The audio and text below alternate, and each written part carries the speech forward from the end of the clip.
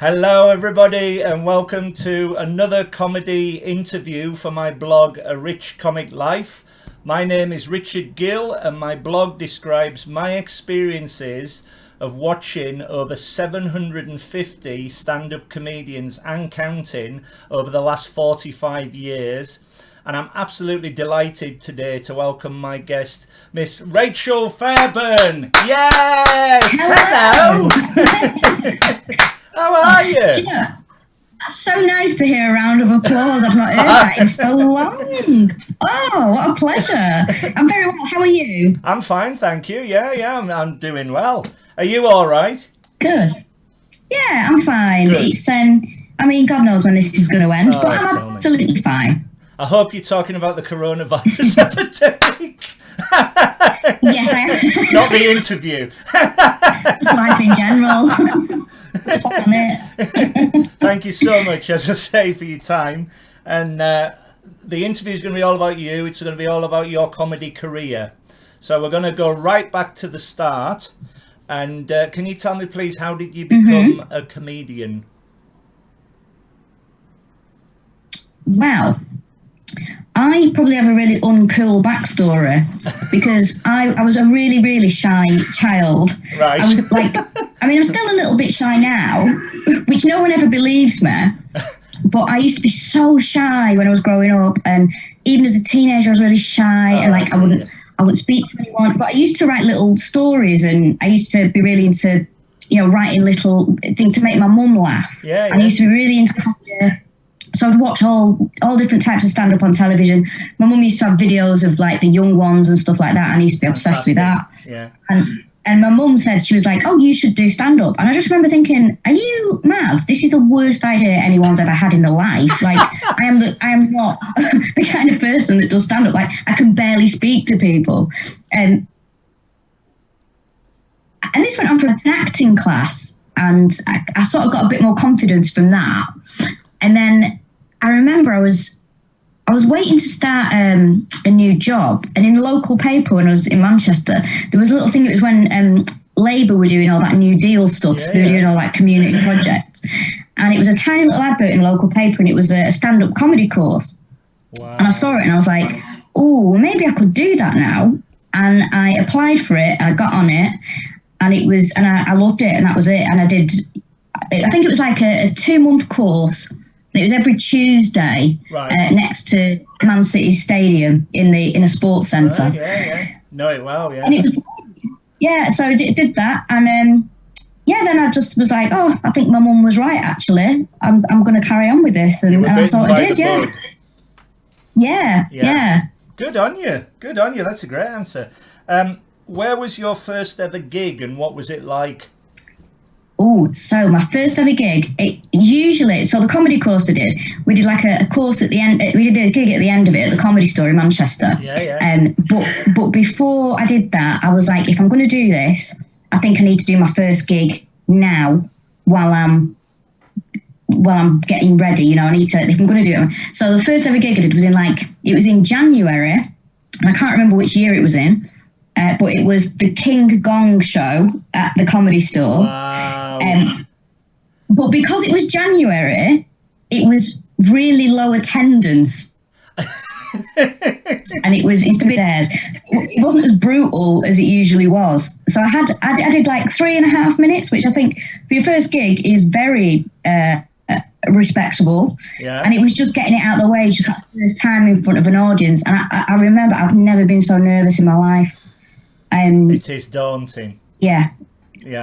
I've only ever had to go once, and I've said this story many times. Yeah. I sit in an audience and I praise any comedian who can get up and have a go and doing it. I had to go once at the Edinburgh Fringe. I know the guy who runs the free Fringe, and I said to him, "I want to get it out of my system. I think I can have a go." And he put me on a similar gong show, but it was for old folk.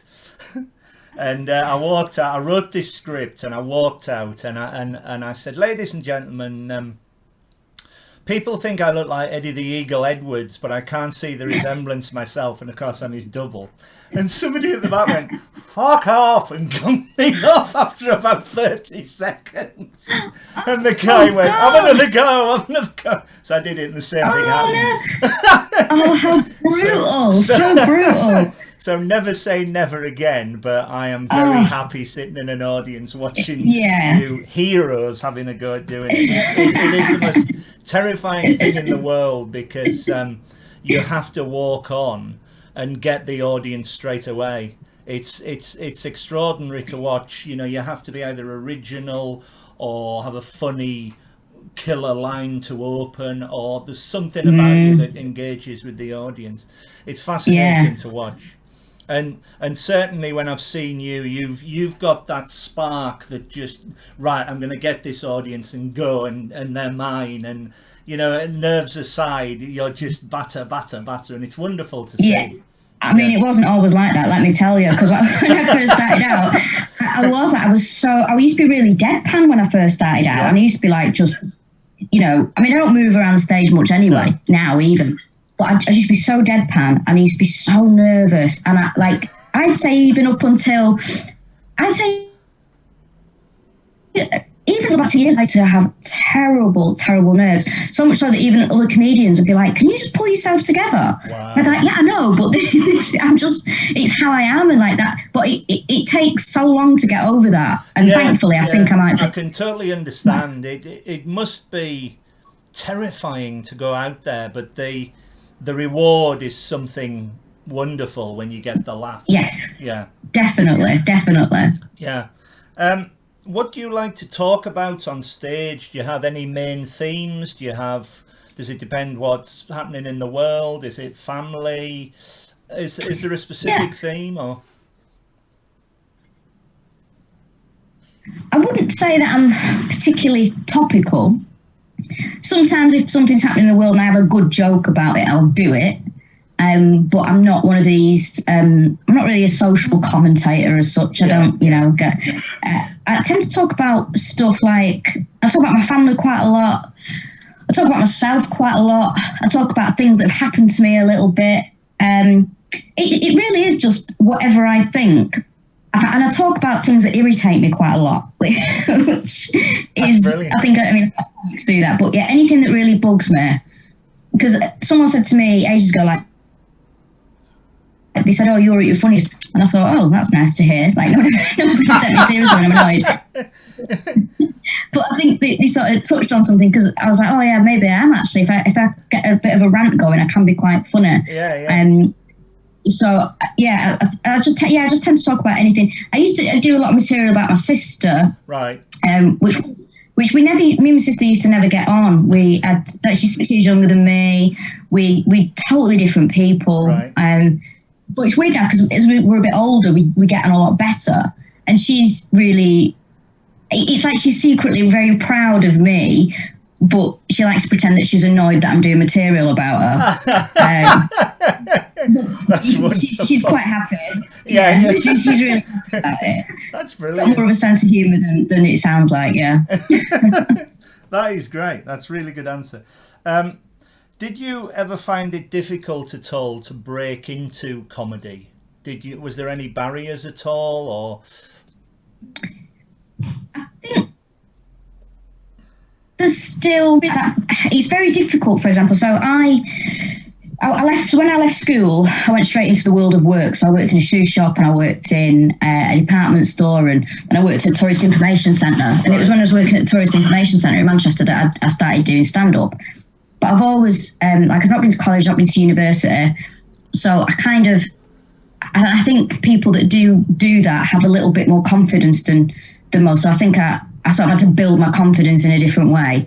And also I find that it's very difficult sometimes for working class people to break into it, because you'll be at work during the day, then you've got a gig in the evening, and there'd be times where I'd not take my lunch to finish early, or take holidays to finish early, because I had a gig in like Newcastle. So I'd be going from Manchester to Newcastle in the evening, coming back, getting home really late, and then going to work the next day. So I think and especially when I think it's a lot easier for people who've maybe got, you know, for example, rich parents or more of a savings or a bit of a money cushion. It's easier for those type of people, and you know, to find the time to. There's a lot of sacrifices you have to make, you know. So like on a Saturday night when you really want to be going out with your mates, having a drink and having a laugh, you've got to be like, oh, I've got a gig. You got a gig. So you miss out on a lot. Yeah. So you make a lot of sacrifice. I think in some ways, a lot of maybe working class people and maybe a lot of women sort of, because there's so much traveling involved as well and you're out late at night, a lot of people just go, do you know what, this isn't for me. But I think as well, another difficult thing was, I mean, I live in London now, but I do think the north in general is quite, I think sort of the industry needs to start taking note of, go up to the northwest or the northeast, see what people are doing up there. You know, there's some great comedians, especially in the northeast. There's brilliant. Superb, yeah. And I'm exactly the same. I've lived in London for 25 years, but my home city's Carlisle. So I go to Manchester a lot to see the comedians up there. I love Justin Moorhouse, for example. Justin's great. He's fantastic, and I go to the Comedy Store and the Frog and Bucket in Manchester as well. There's some terrific comedians. I love Paul Tonkinson, and I totally agree with you. I think living in London, you've got access to it all, but I love to go and explore and go to different places and different venues and everything. I totally agree with you. Well, I'm very working class as well. My family's very working class, and I agree with that as well. You know, it can be tough, but it's great that anyone can do it, and anyone is given the opportunity to do it and say what they want. Definitely, yeah. Have you ever hosted a comedy night, and do you prefer comparing to a full routine? Well, I am not, like, I do compare, and I will do it if I get asked, but it is not my favourite thing to do, because it is a totally different job to just being a stand-up. I mean, I love to me, the amazing thing about stand-up, one of the best things, is you go to work on a normal comedy night, you'll be doing your 20 minutes, you do your 20 minutes, you go home. Oh, bliss, right? I mean, I used to stand behind a desk for 8 hours a day in a library working. So this to me is like, oh, this is heaven, 20 minutes a night. But it's such a different job comparing, it's such a different skill. And people, when you see somebody who's not great at it, it can really ruin a night. You're like, oh God, this is painful to watch. Right. I do host my own night. I do a stories night, so I get comedians to write a story and do that. So I host that. But it's a lot easier for me now because I do a podcast called All Killer No Filler, which has got quite a big audience. Come on to that, yeah. Yeah, so the majority of people that will come and see me doing a stories night have seen me before or are fans of that, and it's easier for me as a host to just be myself because they're on board with me anyway. So in that respect, I enjoy it. But yeah, I would much rather just come in, do my show or do 20 minutes and then go home because just, the worst is, I think, as a compare is that thing of brand and you're just waiting for the last act to finish just so you can come on and say thanks to all the acts. I'm like, oh, no. Is this nerves again then, or is it audience banter, or what? I think with me, I'm a lot better at interacting with an audience now. I never used to do it at all, and I think it was because I was quite shy and quite nervous, and I am better at it now. But I do think it's that responsibility that you have because you want all the acts to have a good gig. It can be quite a thankless task as well. And I think the compare sometimes gets forgotten in the night's proceedings. But yeah, it's like getting that balance right. You can't be too brilliant and you can't be shit. So you've got to have that real middle ground of setting it up. And to me, it just feels like too much hard work. Yeah. It's perfectly fine. We're going to move on to Edinburgh. Can you tell me My holiday every year is to go to the Edinburgh Festival. I've been going for about the last 15 years, and I see about 50 shows in a week. I need a holiday when I come back, but I absolutely love it.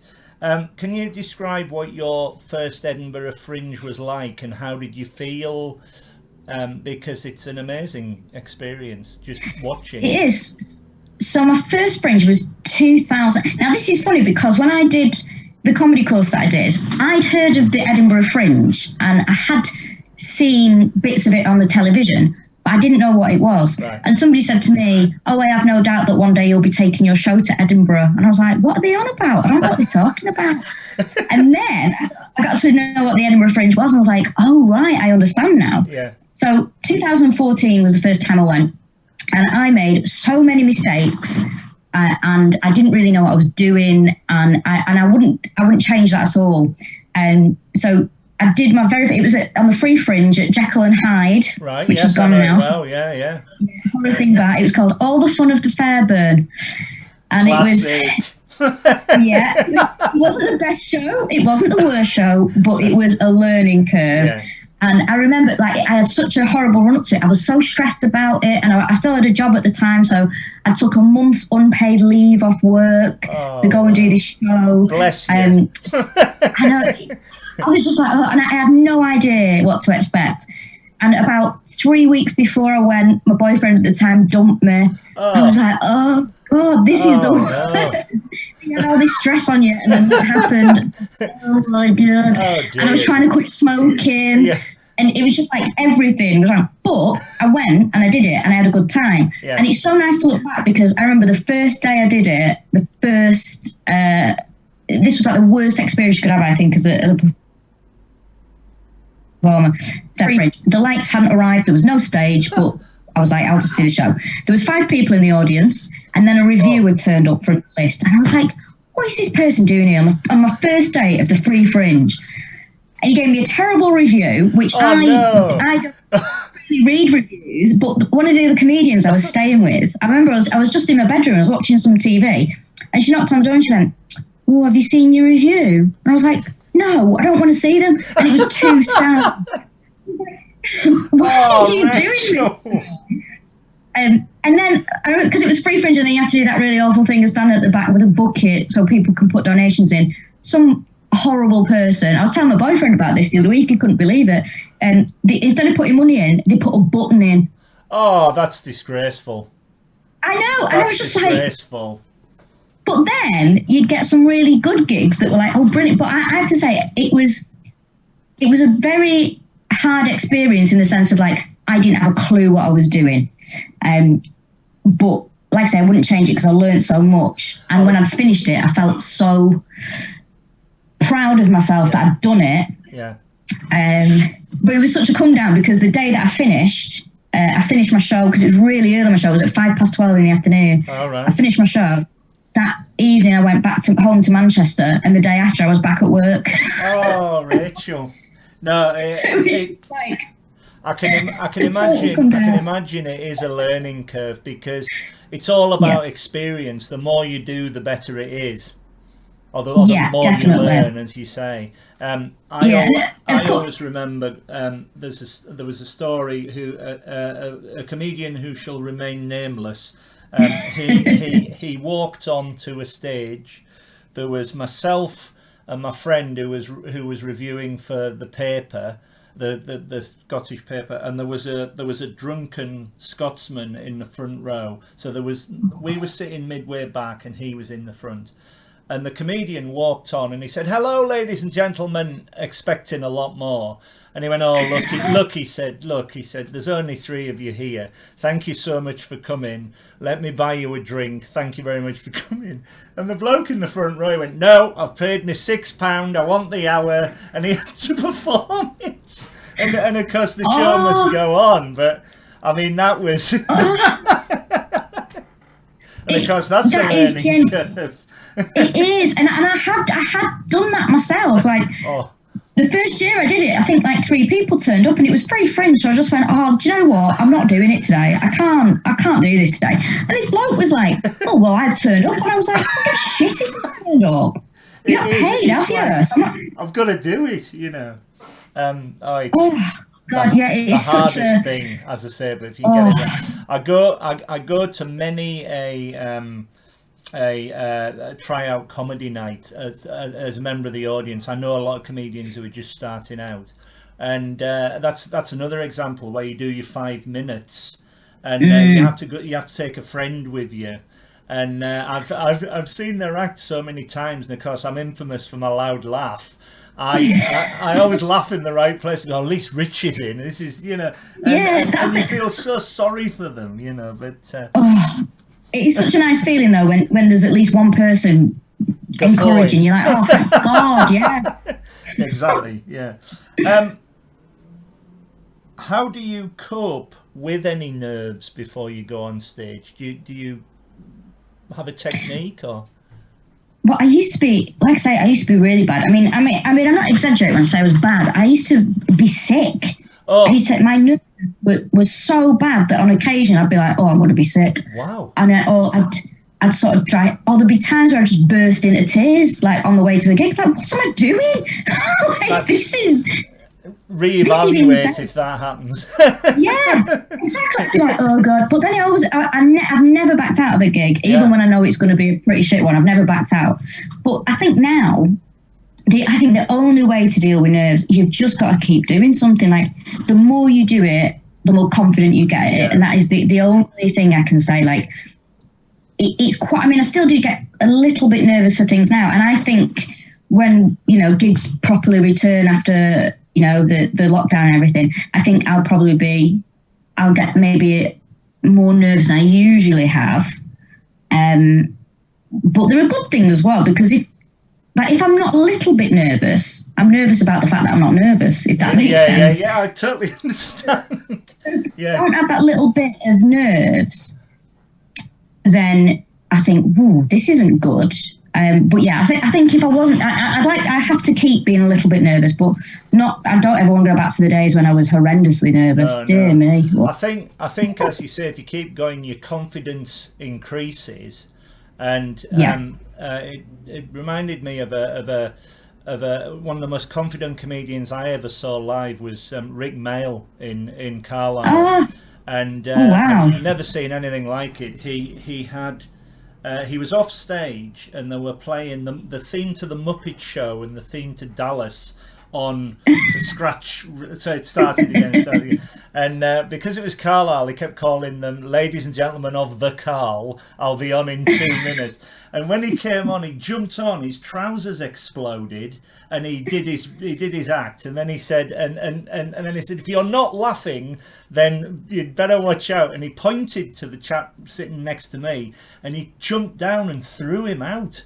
And I thought, that is some confidence. That is amazing. It's incredible, isn't it? And you think, that is brilliant, comedians I see just to get through it, and it's all now. It's fascinating. I find it absolutely fascinating. Confidence is a massive thing, I can imagine. Yeah. Oh. Well, the thing is as well, like I mean, it's, you know, you see a new actor and they're a bit nervous, you kind of want to encourage them, and because you know what it feels like. But also, there's that other thing of like, when you see an actor who is nervous, it has an effect on the audience where they're like, well, if they don't trust what they're doing, why should we be watching? It sort of has that weird. Why are we here? Yeah, why are we here? Why are you making me uncomfortable? That's what it's horrible to watch sometimes. Yeah, but when it works, it's magic. I've no doubt. Absolutely, yes. Yeah. Can you describe your writing process? How do you get your ideas? Do you have pointers as you go along? How do you actually write things down? Do you get writer's block at all, or? Oh well, yeah. I mean, I'll sometimes I'll do this thing where if I haven't, sometimes I go through these phases of like, oh, I'm never going to write anything again. I have no ideas. I can't think of anything funny. The last thing was so good. Like, oh God, I'm never going to write another show. And then what I'll do is I'll text some of my friends who are comedians. I'll be like, have you ever felt like this? And they're like, yeah, all the time. So it's fine. But what I do is sometimes I'll just, you know, Google a writing exercise, just write anything and I'll do that. But as far as inspiration goes, it's anything. It's something somebody might say in conversation, or I'll be walking around and I see something, or I'll just be thinking. Because I think, 80% of this job is thinking. And that's sometimes when I've not physically written anything down for a long time, I think, I've not written, but then I'm like, but I'm thinking about things. So I'm like constantly going over, would this work? Would that work? And that is a constant thing. Like, I don't think there's a day that goes by that I don't think about something that I might want to do on stage. So I think sometimes I can be quite hard on myself if I've not sat down and written something. But then I think, do you have a pad or something to write it all down in case you forget? I write notes in my phone. I've always got a notebook with me. And then the weirdest thing is I go through these phases of like, I'll wake up at like 6 a.m. sometimes, and I'll feel like a real like rush of creativity. I'm like, this is amazing. Now I'll write loads and loads and loads. I'm like, oh, brilliant. And then I might not write anything for about 4 days again. But a lot of the time it is when I wake up really early. I mean, the best is, of course, when you've had a drink and you think you've come up with the funniest idea. You look through your notes and you go, what the hell was I thinking? That's just ridiculous, yeah. Do you go to the extreme? It's just when it's like, chatting with your mates or watching something or, that kind of stuff. Yeah. Do you go to the extreme of somebody like, say, Peter Kay or Victoria Wood, where Peter Kay would secretly record as he was growing up to get all his characters, so he'd have a little recorder? That's how he got all his thing. Do you go around? Are you as obsessive with that, or is it just a notebook? It's just a notebook. Yeah, I mean, God, I'd probably get put in prison if I went around recording people. I don't know how he did it, but look how successful he became. I know, amazing. You give me ideas now. Well, my next question is, how do you remember all your stories and routines? Oh, well, this is so every year in Edinburgh. Yeah. When I'm doing a show, I have this about 2 days before I'm due to do the show for the first time. I have this sort of semi-mental breakdown where I think that I can't remember anything that I've written. Oh. And I sit there and I'm like, I don't know any of this. I don't know any of this. I don't know any of this. And then, of course, you start doing the thing. It's really, I don't know how I remember it. I have no idea how I remember it. But it is the one thing that I think now that I constantly do my own head in by going, you don't know this. A little voice in my head always goes, you don't know this. Oh, dear. I mean, I think the best is when somebody says to you, oh, I remember that routine you used to do. I loved that. And you're like, I can't remember that. When did I do that? That's the worst one. I don't know how I remember it. I just do. Wow. I just do. Do you have notes when you're doing preview shows? Do you write notes on your hands? Oh, I never do. I used to do it on my hand years ago, and then someone said it looked really bad, so I never did it again. And also, I'm not a great fan of it, but you've got to remember it somehow. I realised I was relying on it too much. Right. So I was looking at my hand too much. It's like, even though I didn't know that I knew it, that kind of thing. But yeah, I always have notes for a preview, and I always, when I'm doing my show, I will always sit down with a notebook and go through it all in my mind and just scribble down certain words, like as if I'm writing, just scribble down little words. And go, always do that, yeah. Yeah, that's brilliant. To date, what's been your comedy highlight? And from my point of view, I would put up there, all killer, no filler.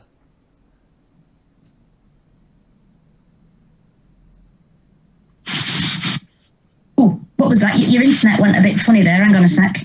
Yeah, we're all right. Are you there? Oh, you're all right. Ask me that question again. Yeah, we're back now. What was that question? I can edit that a little bit out. To date, what has been your comedy highlight? And I would put in there, one of your comedy highlights is the podcast you do with Curry Pritchard McLean, All Killer No Filler. Would you agree?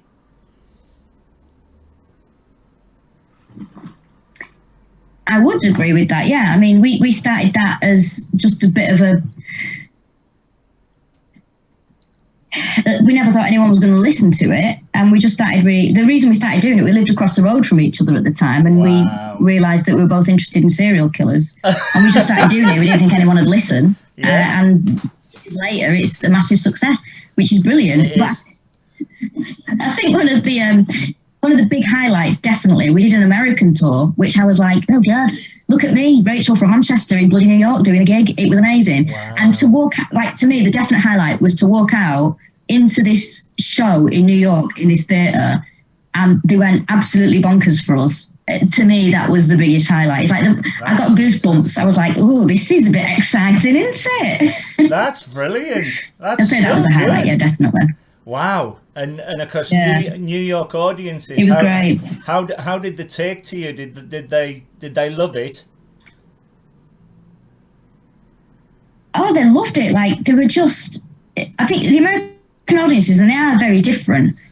They are like, you say something funny, it's not just a laugh. It's like they may as well carry you out of the building on the shoulders. They're just like, woo! And they're so grateful that you're there. They were like, oh my God, thank you so much for coming. We can't believe you're here. And it was just mind blowing. It was so bizarre. Wow, that's brilliant. Do you have any Do you have any ambitions as a comedian? Do you want your own TV show? Do you want to write a sitcom? What do you have any ambitions?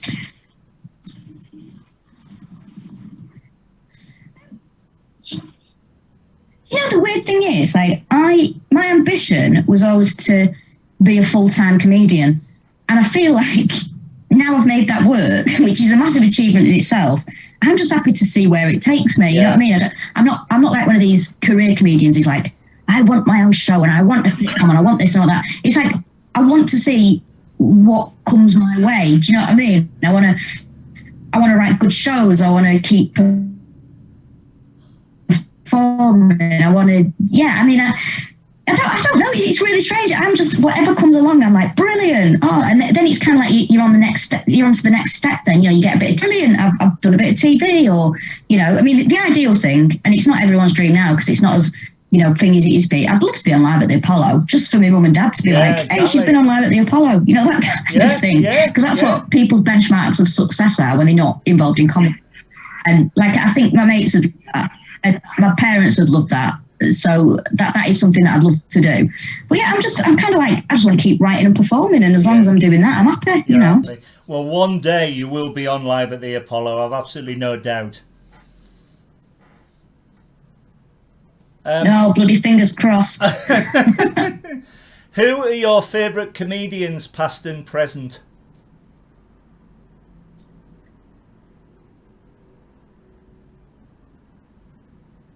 Ooh, so as I say, grew up watching a lot of stuff like The Young Ones, and I remember I used to love Frank Skinner. You see him on TV, and I thought he was brilliant. And I love Vic and Bob. And I remember when I was a teenager, I got Frank Skinner's stand-up show. My friend lent it me on video, and I remember being so shocked because he was so rude. I didn't because I'd seen him on television, and then when I watched the actual live show, he was so. I was shocked. I was like, "Oh my God, he's so rude!" And I think I honestly, I was like, I turned it off. I was like, "Oh, it's a bit rude." Who else do I like? I love. I love things like Les Dawson. I saw him live. And, he was fantastic. I love Mickey Flanagan. Love Kevin Bridges. Yeah. Oh, he's so good. He's just so funny. And also, I love. Who else do I like? Victoria Wood, of course, was a big fan of hers when I was growing up. Yeah. Steve Coogan, 100%. Oh, of course. Love Caroline Aherne as well. Yes. But yeah, I love anything that's relatable, and anything like that I like. That's brilliant, because we saw Steve Coogan live. And it was on the opening night. It was the press night, and the royal family had just gone on TV, and at the bar was Ricky Gervais and Caroline Aherne, and my brother and myself both went up to them and said, "You're the funniest thing on TV. Thank you so much." And little Caroline Aherne, God bless her, was sitting in the corner, all thank you, and it was just lovely. And it was The Man Who Thinks He's It, the Steve Coogan show, and of course Alan Partridge was taking off. It was The Man Who Thinks He's It. It was really good. Like me, do you go to a lot of... Oh, wow. It's amazing. That sounds amazing. Yeah. Like me, do you go to a lot of comedy gigs as a member of the audience?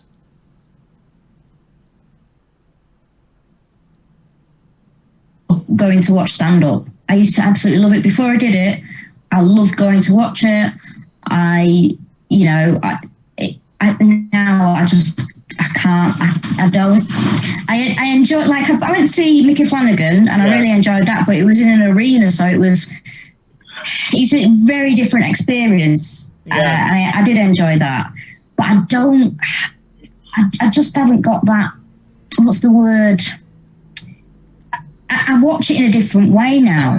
I don't. You'll be analysing it. I'll watch things and I'll go, oh, that was. Yeah, I'm like, oh, that was funny, or oh, I would have said that, or oh, that's a good bit. And like I sort of, it's rude than I am watching stand up, but I mean, I still love it. I love doing stand up. I think it's brilliant, and but yeah, the sort of the way that I view it has definitely changed. Wow, good answer.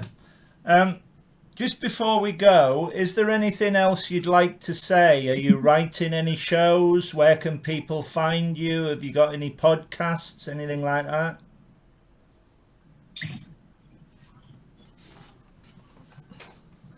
Well, I'm on all the social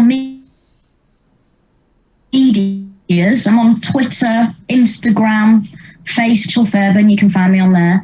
I do the podcast All Killer No Filler with Arichcomiclife, which is about serial killers and everything else that we talk about.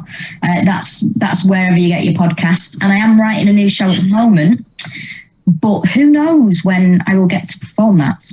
But we shall see. Well, I for one will definitely be there to see it. Because I think you're one of the. Oh, I'm very excited. Excited. I think you're a fantastic comedian, and I wish you every success. Oh, you're so lovely. Thank you. It's been a pleasure chatting to you. It's true. All the very best to you, and thank you so much for your time. I feel invigorated now. Thank you so much. Thank you. All the best to you. Thank you. See you later. Cheers.